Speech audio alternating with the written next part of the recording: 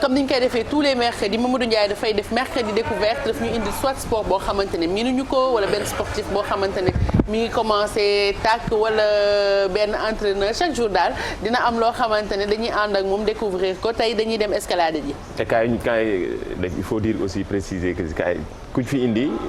souvent après day kii gisoo sama kii Sima moom. laal yow waaw Abdallah.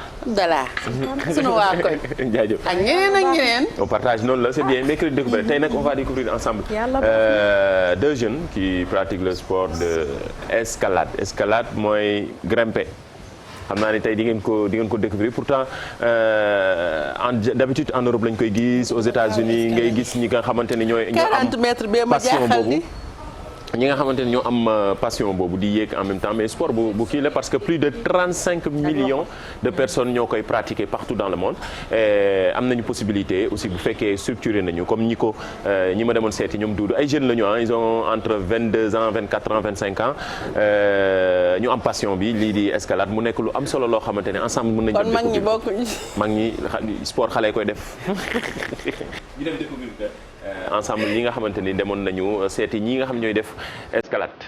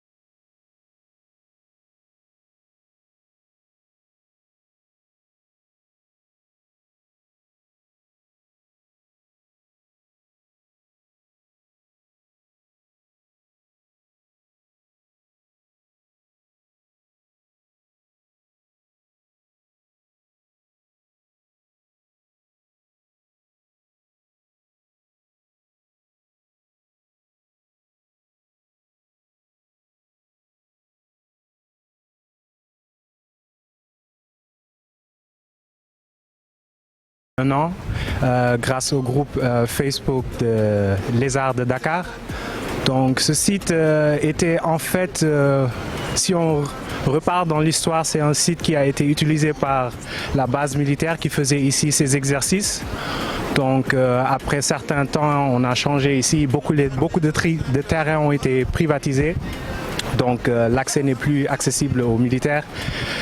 C'est comme ça qu'on a pris le relais ici et ça fait à peu près une vingtaine d'années que ces voies existent. Ils ont été créés par Christophe Cambier et puis qui est aussi le président du club de l'escalade.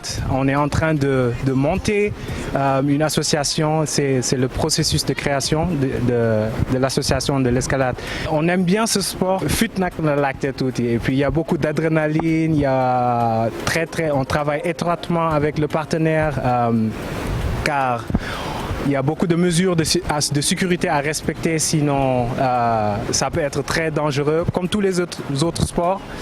Mais il y a beaucoup d'adrénaline là-dedans et puis c'est les mouvements corporels qui comptent beaucoup la souplesse. Et aussi, si on est par exemple gymnaste aussi, il y a beaucoup d'avantages qu'on peut apporter ici.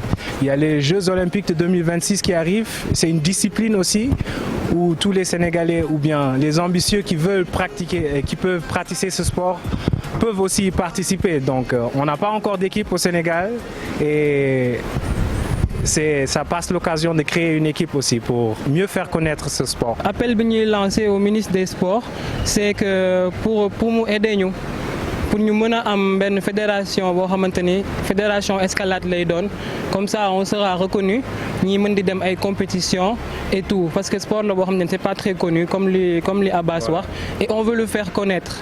On veut le faire connaître et on veut représenter le Sénégal au niveau des Jeux Olympiques et d'autres compétitions.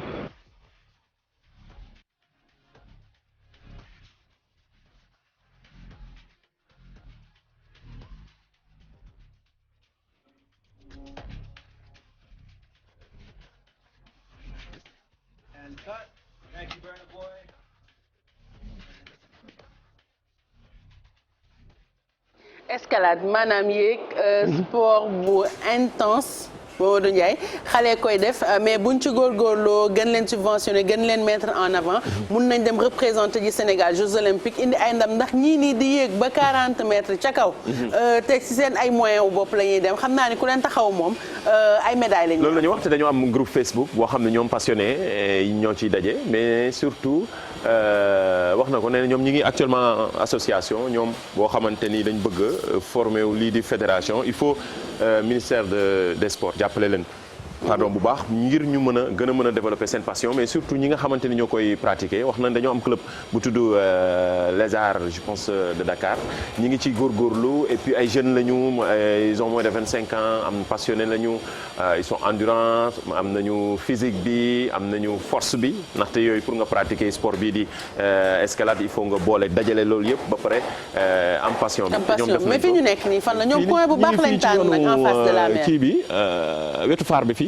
parwaay yi lañ leen tudde foofu noonu lañu nekk ci mamel bi foofu la ñuy defee mais xam na fi ñun am nañ chance am côte yi ndaxte am na dëkk yi naturellement donc donte bu fekkee yeneen dëkk yi ñi nga gën a fësal di ko pratiquer championnat ay États-Unis la Texas ci biir ci xeer yi yu gën a kawe mais ñoom ñi ngi ci am nañu 40 ba 30 à 40 mètres c'est bon fu ñu koy teg corde yi dañoo gis nga liñ koy kiwee ni mais war nga fekkee tournage bi rek jafe-jafe la woon ak caméraman bi ji li dégg naa daal yi daa dagg daal yi daggaale mu nekk ci nii ne c'est pas moo ko wax di neen ji daa tourné ba daal yi dagg di waaw ji li effectivement daal yi dafa daggaale liggéey bi dafa metti mais yombul woon mais gis nga ko ni ñoom n'est-ce pas Kiara Doudou Mamadou Diop ak kii di Abbas di leen gën a encourager mais surtout ak association ñoom passionné des li ñu duppee escalade ay grimpeurs la ñu. mais ñoom ku leen ko jàngal ñoom ñoo ko jàngal seen bopp ay autodidacte mais am nañu ay tubaab yu ñu leen di formé waale ñuy xool.